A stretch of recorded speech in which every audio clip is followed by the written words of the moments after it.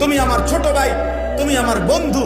তুমি যদি পবিত্র মার মুসলমান মায়ের বুকের দুধ খাইয়া থাকো, তোমার রক্তে যদি ইসলামের এক ফোঁটা থাকে, তুমি যদি কালেমায় বিশ্বাসী হও, তুমি যদি নিজেকে মুসলমান মনে করো, বন্ধু আমার, আমি অনুরোধ করলাম, তোমরা যারা চুল, এই এলোমেলো চুল, আল্লাহর দোহাই, আল্লাহর দোহাই, তোমরা এই চুল সমান করে, চতুর্দিক থেকে সমান করে কাইটা, তোমরা এই এলোমেলো চুল ছেড়ে ফেলো, এই চুল কাইটা ফেলো। খোদার কসম, কি লাভ হবে? লাভ হবে এই, গোটা পৃথিবীর ইহুদি, খ্রিস্টান, কাফের আর বেঈমানরা বুঝবে মুসলমানের যুবকরা নড়ে চড়ে বসছে। মুসলমানের যুবকরা তাদের ইসলাম নিয়ে ভাবতে শুরু করেছে। মুসলমানের যুবকরা পরিবর্তন হতে চাচ্ছে। মুসলমানের যুবকরা কাফের আর বেঈমানের চক্রান্ত ধরে ফেলছে, এটা তারা বুঝবে। আমি এই জন্য অনুরোধ করছি ভাইয়া,